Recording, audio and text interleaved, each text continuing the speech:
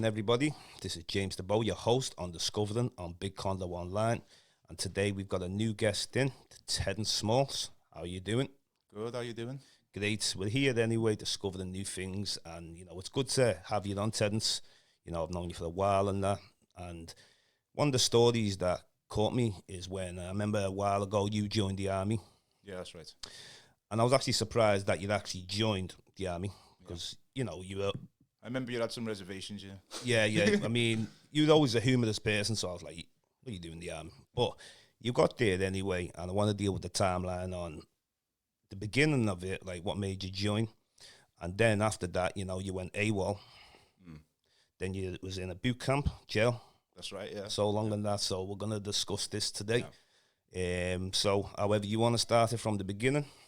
Okay, so from the beginning, I joined up in 2001, went through training August, September, November. Yep. Or August, September, October. Phase 1 training up in Scotland. Bring the mic closer. Yep. I always remember it because it was when 9/11 happened, obviously, isn't it? Yeah. We was actually out in the field training when 9/11 happened.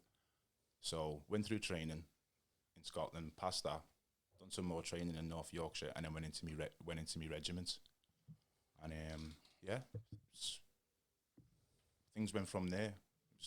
It was good at the start. You meet new people and stuff. Yeah. But yeah, the main thing is though I need to get across is why I joined was it was more about just employment. Okay. No opportunities in the ghetto or whatever. Right. Okay. And yeah, it's not the best thing to do, but I ended up going that way when I was 17, 18. So yeah, that's why I joined. So did you have to do some sort of... You have to do training first, don't you? Yeah, 12 weeks, yeah. 12 weeks training. Yeah. Like Portsmouth or somewhere out the way, was it? I actually done my phase 1 training up in Pennycook.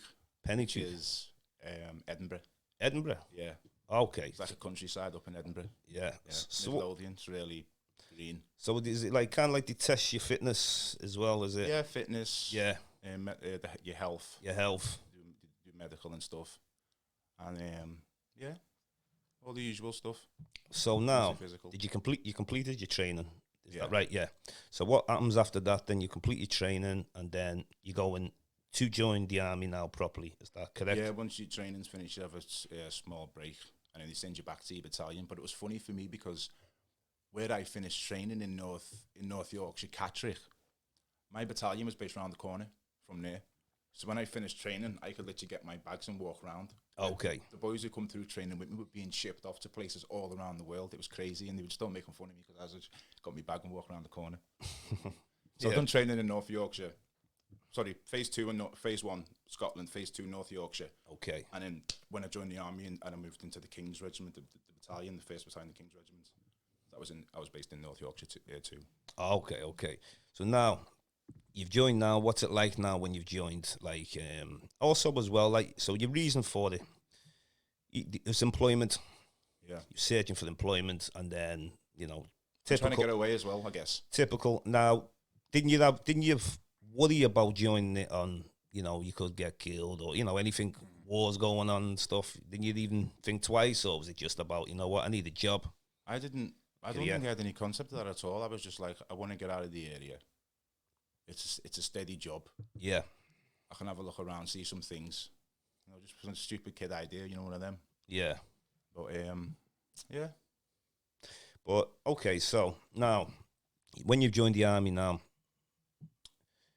what point before you've gone AWOL was it? What point in time? How long was you in the army for? So I've probably been in for about 2 years.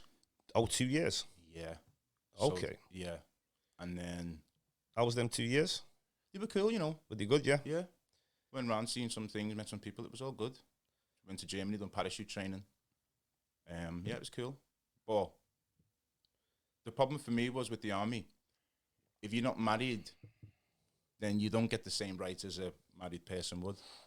Okay. So my girlfriend my girlfriend was pregnant at the time with our second son. Okay. And it's clear that there was going to be some issues with him medically. So I applied for compassionate leave, which was rejected because I wasn't married. So to cut a long story short, I took it upon myself to go home. I was thinking, well, my girl needs me. My son Okay. needs me. And you're telling me I can't go because I haven't got a piece of paper saying that we love each other. So I ditched that and I just went home. Later on, they catch up with me, and I've been arrested for AWOL, haven't I? Right. Arrest, You just catch you on the street or come to your house? Yeah, come to your home? They actually come to my house. They waited for a holiday as well. They waited for Christmas. It's like they timed it on purpose so I couldn't have, the holiday with my family. And they've come round and arrested me just before New Year, I think, actually. So, yeah, I did have Christmas with the family. It was New Year they took me. Yeah. Yeah, they come and got me on New Year's Eve or the day before. Right. Okay. So now, you go to a boot camp type jail. Yeah. Yeah. I mean, I've seen that movie called First Time Felon, where you go to a boot camp jail. Is that a military prison, isn't it? Oh, yeah, that's Omar Epps. Omar Epps, yeah. Very good movie. Yeah. And when you said a boot camp to me, I'm picturing like a boot camp. It's To be fair, the prisoners weren't as rough as they were, but the guards probably were. The guards. They were mean, the guards. With the military. Yeah. Yeah, ex-military. And it wasn't like you get to have as much time as you want. Your day is your own. You're just relaxing in your own little cell. Yeah. They come and get you out and make you do the silliest things. Yeah. Oh, we're going to go on a run today. We're going to go swimming. They just beast you. So it's that's the one big difference between military prison and civilian prison. You get your cell and they batter you all day with horrible exercise and and then send you back to, Yeah. So it's extra worse. It's Yeah. So when I watched that movie First Time Felon, and he was making them carry these big logs, 2 people jogging, Omar Epps and then the other guy, and then we've done it, mate. It's called the log run. Yeah, you done the log run? Yeah, we've done it. That looks really tough. It's ruthless. It is. Yeah. So you must have come out quite. Yeah, when I come out, I was super fit. Yeah. Yeah, super fit in there. I had the stamina anyway. What? How long? I was never massive muscle built, never been, but I used to be quite fit because obviously they take you on crazy runs, don't they? Yeah. Up the endurance, hit the mountains. Well, it's okay if you want to go for the jog yourself or go to the gym yourself. When someone drags you someone's to bed to do it, exactly. Yeah. Used to hate them cold mornings at 6 a.m. in Scotland. Oh, that's what it was. The boot camp, Scotland. No. The boot camp's in Colchester, isn't it? Colchester. Famous Colchester prison down south, somewhere down. I think it's even further south than London. I'm not sure, but the Crays actually went there famously. Okay. Spent some time there because they wouldn't serve in World War II. Okay. So they got yeah. So everyone in this jail or this boot camp, is it all people who came from the army or the people who went AWOL or got into trouble? All different crimes. Yeah. Someone was in there for setting his block on fire. Got 7 years. Just flipped one night and he's crazy. Someone was in there for glassing an officer. Yeah. Just everyone had a crazy story. Some people were serving a long time, some short. Just passing through. People who shouldn't have been there, like me. You know what I mean? Okay. Yeah. So there's not. So how did you find it there? Was there no trouble for you, or you just get? For the most part, the prison was okay. There was 2 parts of it. You've got the part where you serve when you get, if you're when you get out of prison, if you're going back to the army, yeah, put you in A wing. But if you're getting out and you're getting discharged, they put you in B wing. So I started off in A wing because when I went in, they were going to try and get me back. But as time went on through my sentence, I think I was there for like 2 months. It was only short. But as time went on, they decided they were going to get rid of me, so they moved me over to the other side. And when they moved me to the other side, it was a lot better because they chill out on you in it because they know you're getting out. Oh, okay, yeah. So, but yeah, it was 1 or 2 instances of racism from the Scottish lads. They're a lot worse for it than the English could ever be. Trust me, in my own experience, anyway. Yeah. Like I say, this jail was in Colchester, but anyone who's been sent to jail from the military, most of them get sent there. So you've seen Scottish people, you've seen Irish people, and you've seen Welsh people, and you think English people are racist, and you see them with a 3, and you're like, wow. They haven't got a London, you know what I mean? Yeah. They haven't got a Liverpool, they haven't got a Manchester, so they haven't got. It's the whole different story. Oh yeah. So how long was you away for there in the boot camp? They sentenced me to 90 days, which was a day and a half for every day I went AWOL. So I think I was AWOL for 2 months. Okay. And then I got my lawyer to appeal it for me, and he got it reduced from 1.5 days to 1 day. So I got reduced from 90 to 60. So I served 2 months. Yeah. Yeah. Okay. So how strict is it in there? Is like, did they make you go to bed early Yeah. They've got a schedule for it, and if you don't follow it, they just punish you. Okay. So okay. Isolate you, not physically. Don't go beating you up, but they separate you from your boys and all that you've got close to, whatever. Stick you in the room somewhere. Don't let you don't give you the money for your shop or whatever, won't let you get your haircut, just silly things. So everyone's following, everyone's doing what they're told because it's just not worth the hassle. Yeah. You know, to try and go against the rules in there. It's just not because you're in the system. So once you got let out now, and was that it with the army? They left you alone after that, or there's nothing after that? Is it? They told me for 5 years after a leave, or maybe 10-year period, I'd be eligible for a call up if there was a war. And bear in mind, while I've left, and there's 2 wars raging on. Wow. Iraq and Afghanistan. Yeah. And British Army is involved in both. You know what I mean? Heavily engaged. Yeah. I'm sitting there thinking, he's going to call me up and send me to the front line in Afghanistan, but I'm out there. I've been off for ages. I'm getting back into civilian life, you know what I mean? And thinking, these can't be contemplating me calling me in, but, you know, it didn't happen anyway. Yeah. Well, imagine, no. I know, but you know what I mean? Like, what would you say to somebody, like a younger person, whether, you know, 16 upwards, like, or even younger, and like they might be thinking about joining the army, you know what I mean? What advice would you give them to be? In general, I'd careful.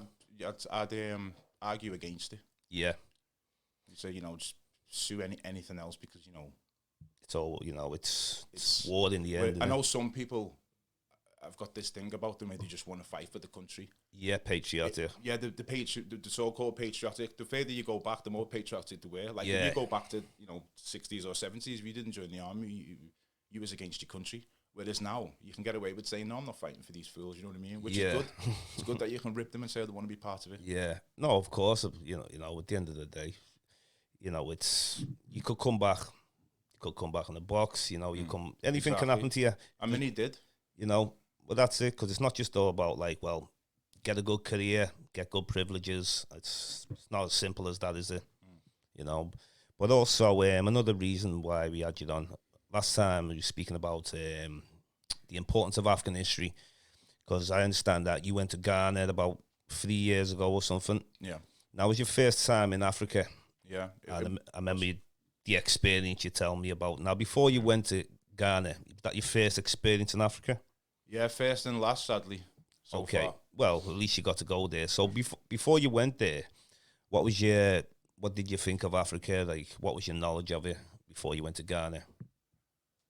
The usual misconceptions in it. Yeah. Fed through the Western media. Yeah. Mass poverty, disease, just all the bad side. None of the good. All negative. All negative, yeah. Yeah.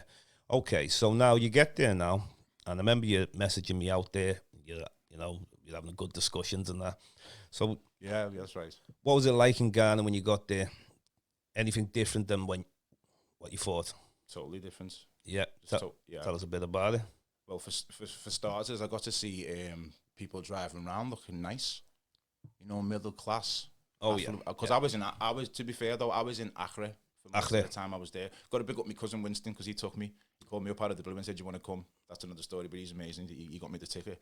So we went over there, and like I said, I was expecting just to see, you know, what I'd seen on the TV, but there's people there. There's Beamers, Mercedes, nice houses, and it just depends on what part of town you're in. It's like everywhere. Everywhere's got the nice bits and everywhere's got the bad bits. But for some reason, when the Western media focus on Africa, they only ever show the bad, and that was playing on my mind throughout the holiday. And when I come back, I was really interested in what's going on. It's like, why can't you show the fact that we're building up?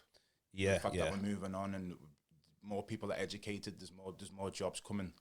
There's things to be optimistic about. I think that too many people want to overlook. Okay. Yeah, well, you know, that's interesting because, you know, people do think all Africans are poor. It's like, you know, I was out Zanzibar and I've seen some people out there, the Africans who own many properties. And also when they travel to other countries and the money's worth more and then they go back and spend in their own country, you know. So this is, like you say, it's misconceptions of African history. So anyway, I seen you playing the drums also. You know, you sent me a video of you playing the drums, which is good. Yeah. You know, so where did you? Because I remember you. I was in the market. You were in the market. I was in the market. Yeah. We were walking around with my cousin, and you know, over there, a lot of them are artists, and they carve the most amazing things you've ever seen out of wood. They've got anything you want, you find it down there. So we're down there, all dead cheap. Yeah, it's amazing. I mean, you pay them more, didn't you? You give them more money than what they're asking for. You've got to, because they're worth well more. So we're in there shopping, just walking around. And while we was in there, there's a guy's playing, but there's a shop selling instruments. this guy's outside playing it was bongos, isn't it? He's playing his bongos. And he says to me, it just felt so soulful. You know, like it was almost forcing me to dance. And I was like, he said, "Do you want to have a go?" So I've gone, okay, then I'm sitting down. Next thing you know, he's teaching me how to do it. There's a little video of us floating around out there in the internet world. It was just me and this Ghanaian guy. We're just like, boom, boom, boom, boom, boom. And it was just so good, you know. It was just, you know, the feeling. It was, I don't know. Can't explain. It was amazing. No, it is good. It is good, you know. And it's just like a spiritual feeling as well, you know. The connection was different. Yeah. And it happens almost instantly. It's like, I don't even know these people, but we're just bonding, like. Yeah. All meant to be. Surreal, mate, honestly. And that was good anyway you got to Africa, though, because, you know, we hear, like, there's too many things we hear about Africa, what puts people off going. Some people, they'll travel other places, but they won't go to Africa. When we say Africa, you know, what we call sub-Saharan Africa, because North Africa it's a lot changed over the years, isn't it? Arabs, you know, from the Greeks, the Romans, Turks, and go on forever, the Persians. So, we have discussions about African history regular and that, you know. Sometimes when you used to come down, be watching our documentaries. This is why I went, because, you know, this is what got me interested in it after speaking to you and seeing the work that you'd done. Yeah. You know, your contributions, it's part of the reason why I went over, so obviously I've got to give thanks for that always. Yeah, of course. I'm about, you know what? I'm still at the beginning of the journey. Yeah, well, you know what? We all have to influence, we all get our influence from somewhere, and we all need to put the word out and, you know, go to Africa. You know, there's people there to take the chance, and you might even just become very successful out there, you know, yourself. You got advantages being born in this country when you go to Africa also. You know, some people say, oh, they'll treat you better because you're not born there. And sometimes they do. Yeah, sometimes in some cases. Yeah. You know, and then you can go to African villages. Like when I went to go and see the Maasai tribes, you know, the spirituality still exists. Because sometimes people... Same in Ghana, the ancient religions that their camp people brought in with them. Yeah. They're still practiced. There's some kind of mix going on with Christianity, because most of the Ghanaians are Christians now, and you've got some Muslims, but they've held on to those ancient traditions, you know. Well, it's... ancient religions that the camp people brought in the 5th, 6th century. They're still there. They're still there. Especially in Ashanti. Ashanti's still independent, more or less. It's a state in a state. Because even like in Gambia, now it's predominantly Muslim Gambia. Yeah. And I mean, but it's not in your face though, where, you know, it's people are just free. No one's has to tell you 100 times that they're Muslim or anything. I found Gambia very, very easy going. And that's actually probably one of the places, if you've never been to sub-Saharan Africa, it's a good place to start with. Most definitely Gambia. Yeah, definitely. And people tell me about Ghana as well, you know. And how'd you find the food? Oh. Top-notch food. Unbelievable. Yeah. Unbelievable. And, you know, ridiculous. True African cooks. True African. We was eating at the 5-star restaurants. Yeah. Going in with, let's call it a $5, and coming out with change, with full stomachs. You know, it's just crazy. Yeah. Crazy. Also, you root yourself, Terrence, in it, you know. I know you're Jamaican from your father's side, isn't it? Well, my cousin's done the ancestry thing. Yeah. And apparently, on my dad's side, where obviously my granddad's from Jamaica, isn't he? Yeah. Or his line comes through West Africa. Yeah. So we know, you know, his granddad's from around in that region, as opposed to where my mum's dad's from, Nigeria. We know 100% because he came. What tribe? The Nigerian side from your mum's side. Yeah. What tribe? Igbo. Yeah, apparently, yeah. Okay. This is what we believe, or we've been led to believe. Well, I'm an Igbo, and we're actually closely related. We are, yeah. Igos and Igbos. I was playing around with the idea that our grandparents might have come over around the same time. Well, possibility. You know what I mean? And then also on my Trinidad side, you know what, the DNA traced back to Benin and Togo, and Nigeria also. Oh, so you got to mix them when you... Yeah. So Nigeria from both sides, you know. Yeah, that's interesting. It is, because with the transatlantic slave trade, you do not know how many different tribes you might belong to. Yeah. Because you got people from Congo, you got people from Nigeria, or being Ghana, mixed in together, Gambia. just thrown on the same ship and sent out. Yeah. No names or nothing, just... So, you know, you could have a multiple different Africans in you. But I'll tell you what always comes up, here's an interesting one. You'd have on the DNA, you've got Bantu, and you have Eastern Bantu. I remember I was first looking at this years ago now. Didn't really understand it too much. I'm not familiar with them. Where they from? What region? Yeah, well, Bantu, how you deal with it is you have Niger Congo. So the Niger Congo, that's like spoken in West Africa. So Sierra Leone, like around them areas and that. Now Bantu comes later, the name Bantu and that. But it comes out of the Niger Congo. And they also had another language called the Mandi language. So these Mandi is about 5,000 BC, but it could even be older.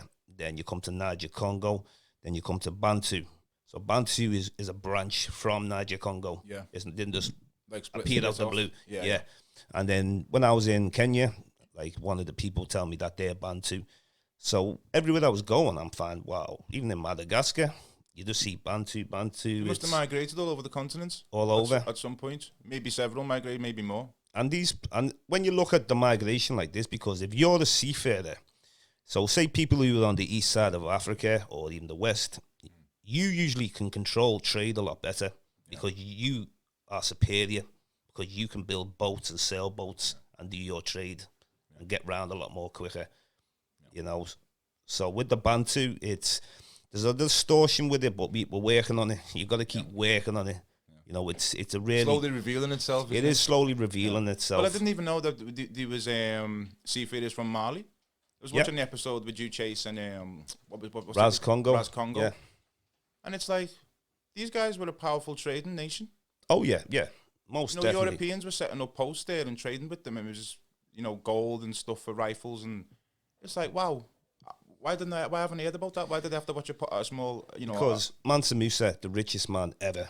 So if this man was the richest man ever, and I think this is the source of the wealth, isn't it? Yeah. Now you have many different of the Mali versions. Empire. It's the Malian Empire. This man is the foundation of everything that was great in that period and everything that was built from there. Subsequently moving around, and even Ghana itself at one point was part of a Mali Empire. The Songhai, yeah. At its biggest extent, it covered Ghana. That's right, Yeah, so it's like, wow. Well, Gambia, such a small country, it's surrounded by Senegal, and that was part of the Malian Empire, and then later Songhai Empire. So, see, we deal with countries a lot. We think countries, and we look at the map of it. Which is the Western system. All them borders today, they were drawn by Western countries after World War II. I don't even know why our people recognise them, to be honest with you. I know. We need a convention or something, because they're still causing tribal war, still causing all kinds of madness when you've got people from the same tribe. Yeah. Who historically were together. They've been splitting off by a European border. Same in the Middle East. It's nuts, man. It is. Probably the same in Asia. I'm not to a lesser extent. But in Asia, like you got like groups that are closely related, like the Orange Asli, that's in Malaysia. A lot of pictures I showed you, the indigenous black people. Then you've got the Eta in the Philippines. You got the Mani in Thailand, and in the Andaman Islands, you got the Jarawa people and that. Now these are all closely related. The more you go back. And then you can deal with like when there was the communism wars in Thailand, and then the Mani tribes have had to move out because their base where they live was getting used like bases. And bombed. You were around there, wasn't you? Yeah, I saw some of your videos. Yeah. So right. that's going deep. So when you start going deeper into jungle, rainforest, and at one time rainforests were bigger than what we see now. You've just been building motorways, building hotels, building bridges. The Ashanti Empire was built in a forest. When they turned up, that was full of trees. They had to smash it all down to build a civilization. You know what I mean? Imagine how hard that must have been. It's crazy. Just loads of... I don't know how they done it, but there you go. And then sometimes it might just be some abandoned area. Sometimes, like, if there's areas in Africa that you don't have to use every little drop of land. Some areas might be abandoned. So then... the grass starts growing, like looking like jungle, but most of Africa is taken care of. You look at the savannah, it's not no jungle. There's more jungle in Asia than there is in Africa. Yeah, I believe there is, That's one thing. But so where's the next place you go to in Africa? Where'd you like to go? I would like to go to Nigeria. Nigeria? Yeah. Love to go there with myself. you, preferably. Yeah. Well, we'll make that happen soon. We'll make that happen, definitely, because... it's on the list. Well, I want to do this properly, though. I want to go into the village, because I've got to go to the village where I'm from, Delta State. You go to the village. So these, you know, we've got to get a plane there from Nigeria. See, this is why I want to come with you, because you know how to do all this. You know how to plan it. You know how to organise it. You know what I mean? Meeting up with people and all that. You know how to deal with these, with these. Well, these people. I say these people. Yeah. The foreigners aren't they? But, Yeah, you know, yeah. make the Communication and, you've that, got that and research and that, and also as well, some places you can drive 7 hours, 8 hours, 10 hours. Yeah. Now you got to know how these roads are that you're driving on. Yeah. You know what I'm saying? Yeah. So sometimes if it might be wise to get a little plane, little domestic plane. Yeah. You know what I'm saying? But that's it though, man. I look forward to it when I go to Nigeria. Yeah, same. There's still a lot to see, isn't he? And actually, we talked about traveling soon. We need to travel to Papua New Guinea. We were talking about last time. Yeah. What got me? Do you know what got me interested in that though? Is the evolution. Yeah. Okay. I was reading the book that I think it was Jared Diamond.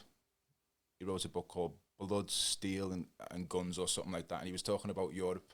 And but when he's speaking about evolution, he studied most of evolution of birds, and he was in Papua New Guinea, and he said historically there's been a load of species there that haven't existed anywhere else. I'm watching something similar to that. It's a unique place, like for the evolution, you know, the diversity of animals. Well, I watched like a program, something similar to what you're saying, and it was showing like these birds as if like they were like kind of like dragons. Yeah. Going back, there was huge ones. Yeah, going more back. You wouldn't believe it. We didn't have the bones. I wouldn't believe it. Well, with the fossils. Well, in Madagascar, they've got an extinct elephant bird, and the only reason why I come across this because I was researching the oldest people in Madagascar. Obviously, I knew it was Africans. You've been there, haven't you? Sorry. Yeah. And then it was showing you like when you just go on the internet and you research who were the first people to colonize Madagascar. You might see Indonesia or you might see Africans, but it's not clear who got there first. You've got all this carbon dating, you've got this, you've got that. You should know who got there first. Unreliable. So that's how I come across the elephant bird, because there's evidence that people about 10,000 years ago, 10,000 BC possibly, used to hunt this extinct elephant bird. It's about 10 foot, you know, and they knew by the slits in its throat that human occupation was definitely there. So, and they said that the eggs that they laid, you could cook 50 omelets out of them. You know, that's how I came across this elephant bird, just by studying who is the oldest people. I already knew it. It almost sounds like a mythical creature, doesn't it? Yeah, but 10 foot, and it was like just like an ostrich, but a huge one, them. Yeah. You know, so sometimes you just got to dig deep. Yeah, you end up in a rabbit hole, don't you? And just find out all kinds of stuff you just wasn't ready for. It's like you got Cape Verde, the island of West Africa. Now, according to the Portuguese and peoples, that nobody was there when they got there. Now, that's just their uninhabited? Vision. It was uninhabited, they say, Cape Verde. Really? That's what they say, but I don't believe it. Because that could be used as a current to get to the Americas also. Because, you know, sometimes if you're going to sail out, you know, you look for where the current takes you next, isn't it? Yeah. You know, stopping off places. But many places in Africa, it's like Zanzibar. How did people get to Zanzibar? You can see evidence 20,000 odd years ago, people being there. So people must have sailed. Yeah. People obviously sailed to Madagascar. Yeah, we were building ships and sailing the world way before they give it, way before the time they say we were. Because some things are so Even obvious. Australia, I think people went to Australia like 60,000 years ago. Yes, 60,000 years ago. And there used to be a land bridge. There was a land bridge with Papua New Guinea and Australia where you could walk, you know, and then also Southeast Asia, that was more connected. Indonesia, Malaysia, that was all like connected before the floods came. Yeah. So now it just looks like a bunch of islands. Yeah, somehow that's broken up, hasn't it? Indonesia's loads of islands, thousands of islands. The Bering Strait, you know, that used to be. Yeah, the land bridge. Just walk over there, land bridge. Yeah. And then some people believe there was a land bridge where Sri Lanka is, and India used to connect Australia and Africa. And this, even Ranoka Rashidi actually spoke on this one. It's just, he did actually. I remember when he gave the speech at the Caribbean Centre, he brought this up. Yeah, so it's interesting now. Yeah, so that's what I mean. So there's different versions. Some people have you can go in history books. Science might not tell you something, but in some people's stories. What Ranoka was saying sounded most logical to me. Yeah, a lot of people talk about a flood story, don't they? Many people have their versions. Flood stories. Many people. Yeah. So you know, like Gilgamesh. Yeah, for example. So it makes you wonder sometimes, like, well, why do you all have these versions? And there has been sea levels have risen. What do you think though about people saying that with there being so many versions of a flood story, throughout these ancient civilizations, it must have happened. Um, Like, would that be for you evidence that there was a historical flood, because so many civilizations have, attested to it in some ancient writing, whether it be through stone? according to, I'm going to quote scriptures. a man called Fedici. Now, the reason why I quote his name, he's deep into the priesthood in ancient Kemet. He's deep into... Is that Egypt? Yeah. And he's really deep into... He's even into like all like meditation, Tai Chi, crystals. He's really deep, you know what I mean? So, because somebody was saying that, well, science doesn't talk about a flood in the Nile. Even though the Nile can overflow, I'm talking about how people talk about a flood. So he was saying that there's a story in Kush about a flood. And obviously, you're dealing with Kush, you've got like the Indian Ocean there. Because we don't really know, actually. At one time, there was more land than water. We know that. It's sunk under water or broken up. But we don't hear that version. We just hear about the Ice Age. It melted, and that was it. Because you say 10,000, what is it? In the last 10,000 years, sea levels have rise, like, could it be a couple 100 meters? Yeah. The theory goes the ice is melting and the sea's rising, isn't it? So some people don't believe there was an ice age, some people just believe there was a flood. I agree with Rast, there was many ice ages. Many ice ages, there was. Going through history, but people have different timelines. People, like you said before, some people believe in some people believe the earth was created 7,000 years ago by a god. I believe the Big Bang occurred 13 billion years ago. I mean, can you get a bigger difference? Someone's wrong there. Either I'm categorically wrong, or they let me quote one thing just before we go, I like what Professor James Small said, because like I say, I'm always looking at different versions of stuff. And what he said is the ancient Kemetic and the ancient Africans, we believe that we were always here, but not in this physical. So we were in the spiritual before. Yeah. So we've always been here. We don't actually have a date because we've always been here. But we're now within this physical, and it's temporary, the physical. And I don't know how many times. And also when you have a child, that's another thing, is you wonder who this child is when they're born, coming back from the ancestors hundreds of years ago that existed. So this is what I mean. So you have to look and compare different versions. Yeah, definitely. I listen to a lot of tribes as well. They keep their stories intact. That's what I find. Yeah, they preserve the traditions big time. Yeah. As I said, in the Ashanti, they're still doing things there that they were doing 1,000 years ago. Yeah, that's what I like to see. That's what I like to see, and then teach the youth, the generations, and then keep it all going, isn't it? Yeah. Don't lose it. Pass it on. That's it, though. All do you small. If everyone does the bit, it'll all come together as a nice puzzle, jigsaw. Yeah. Well, it's been excellent today, though. I've enjoyed that discussion today, Ted. Me too. Thanks for having me on. Yeah, and well, thanks for coming anyway. We supposed Anytime. Been a pleasure. You're supposed to be on season 1, but you couldn't make it. It's almost like the forces are just trying to keep me away from coming in. So I'm actually happy I made it in the end. Even that last traffic jam there, but yeah, there you go. Yeah. Hopefully I get back. Thanks for Chase being so patient as well. Yeah, thanks. Shout out. Thanks for having me. Yeah. Well, anyway, thanks for coming anyway, Terrence Small. Anytime. And I'm James Diboe, your host on Discovering Big Content.